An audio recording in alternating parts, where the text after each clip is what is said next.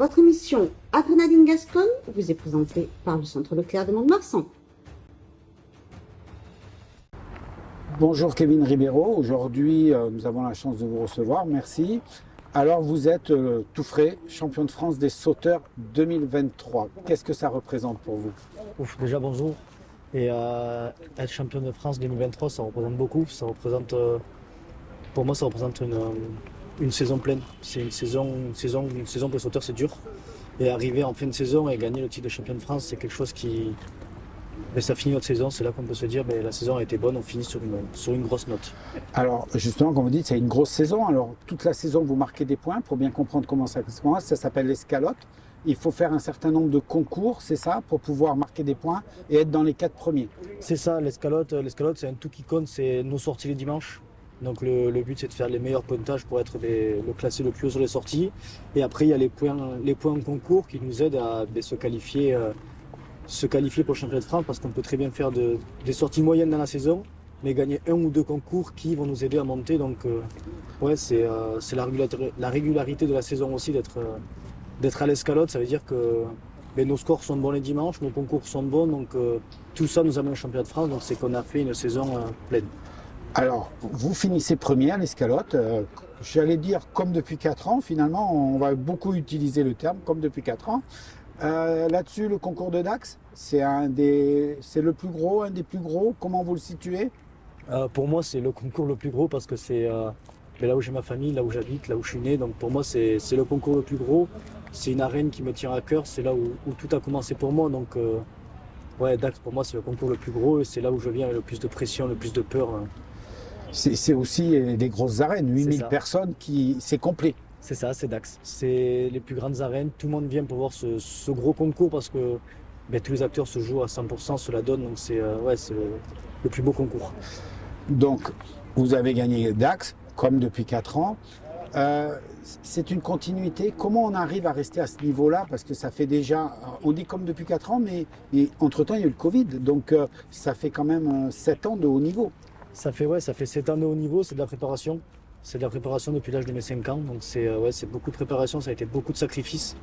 Parce que quand on a 16 ans, qu'on voit nos copains aller s'amuser le soir, sortir et tout ça, nous c'est non parce qu'on a course de mer, c'est des sacrifices, c'est compliqué à prendre quand on est jeune, mais ça dépend de notre but dans la vie. Moi, mon but ça a été la course landaise, donc j'ai préféré faire l'impasse sur les sorties, faire l'impasse sur tout ça pour pouvoir me créer une carrière. Voilà, vous parlez de carrière, on est dans un sport de haut niveau, parce qu'on pourrait croire que c'est un sport traditionnel, c'est pas un sport olympique, mais ça reste une préparation de haut niveau. Comment vous, l'hiver par exemple, là c'est fini, jusqu'au mois d'avril prochain, comment vous allez rester physiquement en forme? L'hiver c'est la chose compliquée parce qu'on est coupé, du jour au lendemain on est coupé de la course landaise, on est coupé de la vache, on est coupé du contact animal. Donc l'hiver c'est de la salle, de la préparation salle de gym, c'est de la préparation dans Dax, aller courir, aller au stade, aller un peu partout, et c'est essayer de se maintenir en forme en faisant du sport pour ne pas prendre de poids, garder nos muscles chauds toute l'année et être prêt à rattaquer dès le début de la saison. Alors, vous êtes gymnaste de base, vous continuez à en faire ou ça reste que de la préparation course landaise? Alors, à la base, j'étais gymnaste depuis l'âge de mes 3 ans, et j'ai coupé un peu quand j'ai commencé la course, j'ai coupé un peu pour vraiment me préparer à 100% pour la course landaise. J'ai préféré arrêter la gym et me consacrer à 100% à ce qui me tient, ce que j'aime plus que tout, quoi. Alors, vous avez quand même gardé un petit détail avec la gym. C'est au moment, je vais vous montrer quelques images et vous allez les commenter parce que ça reste un peu de la gym quand même. Alors, allez-y, commentez. Et ça pour moi, c'est la joie, c'est la fin des concours chez moi à Dax, c'est la fin d'une épreuve dure. Il y a 8000 personnes qui ont poussé tout le long du concours et à la fin, c'est la victoire, c'est comme une célébration, on va dire. Les footballeurs, ils ont leur célébration et nous, en course landaise, les sauteurs, en général, on a cette célébration-là. Donc c'est à la fin, quand on a gagné, c'est le plus qu'on va chercher pour remercier aussi le public. C'est vraiment ça, on sent que maintenant c'est devenu, vous gagnez, vous faites ça, c'est pas qu'à Dax. Ouais, non, c'est ça, c'est le relâchement à la fin, c'est l'explosion de joie, C'est un tout, il y a du public à pousser tout le long et à la fin, c'est en guise de, comme les remercier, qu'on leur donne un dernier truc supplémentaire et c'est pour nous et c'est pour le public aussi. Alors, à cette occasion, concours landais, j'ai attrapé quelques instants furtifs, très rapides. On n'a pas trop, notre position nous permet de trouver ça. Vous allez m'expliquer ce que c'est parce que la course landaise, on a parlé de l'entraînement, on a parlé de ça, mais ça s'apprend aussi. Et vous y tenez parce que à ce moment-là, je vais vous laisser découvrir les images. Qu'est-ce que c'est là, à ce moment-là, vous vous adressez au speaker? Ça, pour moi, c'est un symbole. Parce qu'en 2003, c'est l'année où Frédéric Ragonzin était champion des écarteurs à Dax. Et c'est l'année où Nicolas et Guillaume ont gagné le concours aussi. Donc c'était 20 ans après être à Dax. Et j'ai eu la chance de gagner Dax 20 ans après. Les frères Vergonzan, c'est ceux qui m'ont tout appris de A à Z. C'est grâce à eux que j'en suis là aujourd'hui. Donc pour moi, c'était normal de les remercier 20 ans après leur sacre au 3. Voilà, c'est eux qui vous ont formé ou c'est eux ou c'est juste un peu des idoles? Où ils vous ont formé? C'est des idoles depuis que je suis tout petit. C'est eux qui m'ont vraiment tout appris de A à Z sur le point gymnastique, sur le point course landaise. Et surtout, si j'en suis là aujourd'hui, c'est grâce à ces 3 frères qui m'ont. Surtout Nicolas et Guillaume qui sont sauteurs. Frédéric était écarteur, mais j'ai toujours côtoyé un peu, mais c'est grâce à eux que j'ai tout appris parce que dès mon plus jeune âge, ils m'ont pris dans leur spectacle d'émotion, ils m'ont fait faire un nuit taureau ici à 17 ans, mais ils m'ont toujours appris, ils m'ont toujours poussé à aller plus loin, et c'est grâce à eux qu'aujourd'hui je suis à ce niveau-là. Justement, c'est une famille, la course landaise. Je dirais, on était là aussi à Récourage. On sent que tout le monde est uni. Dès que vous êtes en piste, je regardais, vous allez avec votre ganaderia, tous les écarteurs, vous allez donner un petit conseil, vous venez aider s'il faut placer la vache. C'est vraiment une famille, vous le vivez intensément dans ce sens-là? Ouais, la course landaise, c'est une grande famille, c'est une très très grande famille. C'est le dimanche, comme on dit, le dimanche on est contre, mais en dehors de ça, on est tous copains. Donc c'est une famille. Si par malheur en concours il y a un accident, n'importe les couleurs, on va toujours aider. Je sais pas, c'est comme ça, on est tous comme ça, on est tous copains en dehors de l'arène, on est tous copains, donc ouais, au final, les liens d'amitié prennent toujours le dessus dans l'arène. Ouais. Alors, on va parler du championnat de France, puisque c'est un peu l'objet quand même. Ça a été un championnat compliqué. Vous attendiez à cette résistance au départ, en arrivant? Ça a été, oui, je m'y attendais, parce que comme j'ai toujours dit, un championnat c'est sur un jour, donc c'est la force mentale, la force physique du jour. Donc je m'attendais à ce que ça allait être dur, parce que tous les championnats sont durs. Et moi, j'ai pas été à mon top niveau ce jour-là, j'étais en demi-teinte, ce qui m'a un peu compliqué la chose. Donc, ça a été compliqué parce que si on prend les passages, premier passage, vous êtes deuxième. Deuxième passage, ça va, vous revenez, vous êtes à égalité. Par contre, troisième passage, je dirais presque vous ratez. Vous êtes 3e sur 4 et vous devenez deuxième. Il y a 2 points de différence au moment où on attaque le dernier passage. Dans quel état d'esprit vous êtes à ce moment-là? Dans un état de colère, d'énervement, de rage. Parce que la 3e vache, c'est une vache qui ne nous a pas des soucis. C'est une vache qui m'a déstabilisé malgré que j'ai la plus grosse expérience sur les 4 sauteurs de ce jour-là. C'est une vache qui m'a perdu, qui m'a déstabilisé. Elle n'a pas eu le fonctionnement habituel. Donc ouais, la vache m'a perdu, ça m'a mis en colère. Et je savais que j'avais pas le droit à la faute. J'avais le droit à une mini-faute sur la dernière vache. Donc j'étais avec de la colère, de la peur et vouloir aller chercher ma 4e étoile. Alors, on va faire une parenthèse avant d'attaquer la 4e vache. Justement, vous dites, la vache, elle m'a déstabilisé, elle n'a pas joué le jeu.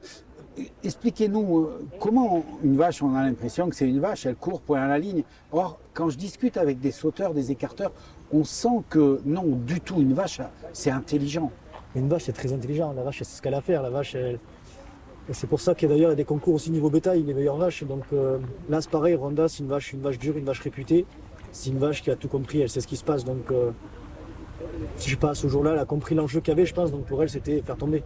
Donc sur le saut, elle se retournait, elle s'arrêtait. C'était, ouais, elle a semé la panique, elle a semé la terreur dans la piste. Et il a fallu l'expérience de tout le monde. Mais malheureusement, moi, malgré mon expérience, j'ai flanché ce jour-là. J'ai été déstabilisé, j'ai fait des erreurs de débutant, j'ai bâclé ma sortie, quoi. 4e vache, est-ce qu'à ce moment-là, vous les connaissez? On voit que vous les connaissez, les vaches. Vous dites ça va être plus facile, vous êtes en colère, mais est-ce que le fait que ça soit cette vache-là, ça vous rassure? Ça me rassure, parce que c'est une grande vache. C'est une vache que j'ai eu la chance de côtoyer. C'est une vache qui m'a poussé à mon niveau d'aujourd'hui, parce que j'ai travaillé 2 ans avec cette vache. Je remercie d'ailleurs la maison d'Airis de m'avoir mis cette vache pendant mes 2 ans. Donc c'est une vache que je connais par cœur. Je sais ses défauts, je sais ses qualités. Et je sais que sur les concours, c'est la vache qui va, après Naranka, c'est maintenant la vache qui va faire gagner ou perdre les concours de sa grande taille. Donc je suis confiant, mais à la fois je suis inquiet parce qu'il y a 2 sauts à faire. Le saut périlleux, c'est mon saut de défense. Et le saut pied joint, c'est le saut que je maîtrise le moins parce que c'est pas, pour moi, c'est le saut le plus compliqué. Donc je savais que si je passais ce saut, après j'avais juste à m'appliquer au périlleux et j'ai eu la chance de passer ce saut et après me consacrer à mon périlleux qui m'a donné de l'avantage. Alors, je vous propose une petite expérience. On va regarder, pas vos 2 dernières, on va regarder vos 2 dernières vaches, mais en même temps, on va continuer parce que l'ordre de passage fait que vous étiez avant-dernier et que le garçon en tête, le champion de France du moment, il passe après vous. C'est ça. Donc déjà, comment on gère? Est-ce qu'il y a une stratégie? Est-ce qu'on est dans où il faut aller à fond? Il y a la stratégie, non. J'écoutais, j'avais la chance d'avoir Mathieu Nogues et Cyril Duno derrière moi tout le long, qui ne m'ont pas lâché. Donc j'ai la chance d'avoir 2 mecs d'expérience qui m'ont canalisé, donc j'avais pas trop le temps de réfléchir, de voir ce qui se passait. J'étais concentré sur mon concours à moi. Donc ouais, non, il n'y a pas de stratégie spéciale, c'est vraiment rester concentré du début à la fin. Alors, ce que je vous propose, c'est qu'on regarde ces 4 vaches et que vous nous les commentiez. J'ai enlevé le son justement pour que vous nous disiez un peu ce que vous ressentez à ce moment-là, dans quel état d'esprit. Ouais, ok. Vous me les commentez. C'est parti. Premier saut, saut périlleux. C'est une manière d'assurer pour vous le résultat ou pas? Pour moi, c'est une manière, c'est surtout que c'est mon saut de défense. Pour moi, c'est mon saut favori. Alors là, on Donc, voit en replay. Ouais. Ouais, j'attaque la vache de face, je l'attaque bien comme il faut et je fais la chercher dans son terrain. Sur les premiers pas, parce que c'est là que la vache se donne à 100%. C'est à ce moment-là, la vache, elle se couche au sol. Donc c'est là qu'il faut l'attaquer et y aller sans réfléchir. Et ça m'a permis de faire un bon périlleux, malgré un petit déséquilibre, ça me permet de faire un bon périlleux. Là, on voit que vous êtes quand même content. Content, mais- oui et non, parce que là, je suis stressé, parce que là, je sais très bien que ce saut-là pouvait me poser tort, je sais très bien qu'à tout moment, je pouvais tomber. Ben non, pas ce jour-là. Ce jour-là, je passe, je sais pas comment, je passe. Donc là, c'est le pied joint. Ouais, voilà, c'est les conseils des anciens, Mathieu, Cyril, Serge, qui m'ont poussé, comme quoi j'avais pas le droit à l'erreur, que c'était là que tout allait se jouer. Donc là, j'avais de la colère par rapport à la sortie d'avant. Je sais que j'avais pas le droit à l'erreur, donc là, c'était me lancer au-dessus de cette très très très grande vache. Le fait d'avoir le rituel pour mettre le bandeau, tout ça, ça aide à rentrer dans sa bulle? Oh, oui et non, là pour moi, c'était m'attacher et me jeter au-dessus d'elle, parce que c'est une vache immense. Hein. On sent que vous êtes content. Ah Là, ouais, c'est une vache immense. La dernière pied joint, je ne l'ai pas passé et là je C'est passe. juste. C'est juste, je sais pas comment je passe en longueur, je sais pas. C'est juste, c'est parfait pour le moment. Alors on va voir, réaction, vous êtes content. Voilà. Et ouais, là j'étais content d'être passé. Comme je dis, le pied joint, c'est mon saut, pas mon saut favori. Et là, je remercie Mathieu qui m'a poussé tout le long, qui est derrière moi depuis le début de la saison. Donc je le remercie pour tout ce qu'il a fait pour moi depuis le début de la saison. Alors on va attaquer la deuxième partie, je dirais. C'est votre concurrent, puisqu'à ce moment-là, est-ce que vous pensez que c'est perdu? Vous êtes en attente? Dans quel état d'esprit on est? Là, pour moi, dans ma tête, c'est perdu. Voilà, Je dis, c'est pour- perdu. Pour moi, c'est voilà. Bastien qui gagne. Bastien est champion. J'étais Ouais. déçu pour moi, mais très content pour lui parce qu'on est très très proche dans la vie autour de la course anglaise. On est meilleurs amis. Donc, pour moi, j'étais aussi heureux pour lui qui gagne. Et D'accord. c'est Donc, le jeu. Et donc lui démarre directement avec le Ouais. pied joint. Donc il fait un pied joint. Il fait un pied joint fantastique. Je pense qu'il fait pour moi le meilleur On pied le joint de voit. sa carrière là. Il Ouais. est heureux. Il fait un pied joint parfait. Et là, Et là- malheureusement, la chute. Malheureusement. Pourquoi, je ne sais pas. Même lui, on en a rediscuté. Pourquoi, il ne sait pas non plus. Voilà. Cette vache, elle est grande, elle déstabilise. Quand elle arrive sur nous, tous les sauteurs vont le dire, c'est un mur qui court. Donc on sait pas.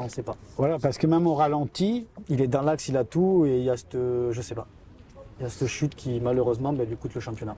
alors malheureusement pour lui, mais vous, même si vous êtes potes, Ah oui, moi Vous j'étais êtes heureux, quand même. Sur le moment, je sais pas. Sur le moment, je sais pas. Je savais que j'avais peut-être la chance d'avoir gagné, vu qu'une chute, ça compte des points. Mais ce moment, malgré que tout le monde me dise t'as gagné, je célèbre rien, je dis rien, je bouge pas, j'attends la fin. Et parce que le respect avant tout de l'amitié, je voulais pas. ouais. Alors, ok, respect de l'amitié, vous êtes intérieur, c'est un peu vis-à-vis de lui, ok, mais au fond, Au fond, je suis très content. Enfin, Ouais. pas content de sa chute, hein. oui, on est Mais je d'accord. suis très content de savoir que j'ai sûrement ma 4e étoile, de savoir que j'ai mon 4e titre, de savoir que ça remplit ma saison. Donc c'était pas sûr, j'attendais la fin, mais beaucoup de monde me disait c'est bon, c'est bon, c'est bon, mais pour moi rien n'était sûr, j'attendais vraiment l'annonce finale. C'est là où on voit le respect entre adversaires, parce que Mais- les deux, vous allez naturellement l'un vers l'autre. Ben En fait, ouais. c'est pas forcé. Comme je dis, c'est l'amitié qui prend le dessus à ce moment-là. Que ce soit l'un ou l'autre, que ça aurait été l'un ou l'autre qui gagne, on sait très bien que derrière on se serait pas fait la gueule, ça aurait rien changé dans notre vie. Hein. Ça aurait été, c'est la course, c'est le jeu, c'est comme dans tout sport, un gagnant, un perdant. Et là malheureusement, l'erreur de Bastien fait que je gagne et je sais pas, peut-être l'année prochaine, ce sera mon erreur à moi qui lui permettra à lui de gagner, on sait pas, c'est les aléas du sport. Vous me dites, hein, vous savez pas. Quand il fait son erreur, vous vous dites une chute, on perd des points, mais je suis pas encore sûr. Au moment où vous vous embrassez, là, au moment où vous faites la collade, vous le savez ou on vous a Non. donné le résultat ou Ah, pas ou- non, aucun Ah, si. résultat. À ce moment-là, quand on s'est fait la collade, on s'est dit, ça s'est fait mutuel, on s'est dit soit toi, soit moi. Voilà ce qu'on s'est dit à ce D'accord. moment précis. Lui encore, il croyait un peu. Ben ouais, il y croyait un peu, il avait 2 points et demi d'avance, Oui. je crois, donc Ouais, 2 donc points et même- demi, c'est beaucoup à rattraper sur une sortie, c'est énormément. Et je Alors- sais pas, c'est À quel moment vous apprenez que vous êtes champion de France alors? au moment où l'expliqueur l'annonce à la fin. Ah On d'accord. ne sait pas avant. C'est vraiment à l'annonce, C'est la découverte. Voilà, il y a un petit monde qui vient nous voir, les acteurs, et c'est- Mais personne ne on le peut sait. pas être sûr, on n'est pas sur les tables du jury, on n'est pas sur leur cahier, on ne sait pas. Donc c'est la surprise, on attend le dernier moment pour savoir qui est champion. Alors là, vous entendez votre nom et vous partez faire votre spécial. Ça doit être quelque chose de poignant Non, dans votre je tête suis- ou pas? Pour moi, je suis pas parti direct parce que à l'arrière, dans les coulisses, j'ai rien voulu montrer. Je suis parti voir Bastien, j'ai félicité de son concours parce qu'il a fait un grand concours, un très très grand concours. Et c'est après, arrivé en piste, que j'ai fait ça, mais j'ai fait ça avec un goût amer. Ouais. J'ai fait ça avec une accueil de public très compliqué pour moi, où j'ai été sifflé. Oui. Donc c'est quelque chose qui a été compliqué. Sur le moment, ça a été dur, malgré qu'on m'avait prévenu dans la semaine avant, si tu gagnes, les gens vont se lasser, tu n'auras peut-être pas la bonne accueil. Je m'y étais un peu préparé, mais c'est toujours quelque chose qui blesse quand même, parce que quand on se donne à 100%, quand on fait une grosse saison, je n'aurais pas pensé que le public l'aurait pris comme ça, sachant que j'ai rien fait de mal, je pense, ce jour-là, à part l'erreur d'un sauteur qui m'a permis à moi de gagner. Donc c'est ouais, c'est un peu blessant quand même. Oui, parce que c'est pas une erreur de jugement, c'est pas une erreur d'arbitrage, c'est vraiment une erreur de l'adversaire. C'est ça, c'est une erreur de l'adversaire, c'est une erreur de jeu, on va dire, c'est le jeu, c'est comme partout, si tu gagnes, tu perds, il y a une erreur, mais c'est une erreur. Et ce goût, ça laisse quand même un goût amer parce qu'on ne profite pas pareil. Quand Ouais. on arrive dans une arène où il y a je sais pas combien de personnes et qu'on se fait siffler, c'est toujours très compliqué d'encaisser. D'accord. Après, vous vous êtes retrouvé avec Bastien et. Ah oui, on s'est retrouvés directement après, on a bu un verre ensemble, on s'est retrouvés après, le lendemain on s'est eu au téléphone pendant 20 minutes, ça a rien du tout changé dans notre quotidien. Aujourd'hui, c'est la période calme, c'est Je- digéré. On est déjà dans la nouvelle saison ou vous êtes encore à analyser 2023, vous dire tiens, j'aurais peut-être dû faire ça. Comment on gère le début d'après-saison? Là, le début d'après-saison, ça va être un début facile. Ça va être facile à stopper tout. Parce que j'ai passé une très très grosse saison, une saison pleine de défis, une saison pleine d'exploits, une grosse saison. Je pense que ça sera Je pense en avoir encore des années dans les jambes qui vont arriver. Mais je pense que ça sera la meilleure saison que je puisse réaliser et qu'on puisse réaliser. Donc là, ça va être coupé d'un coup.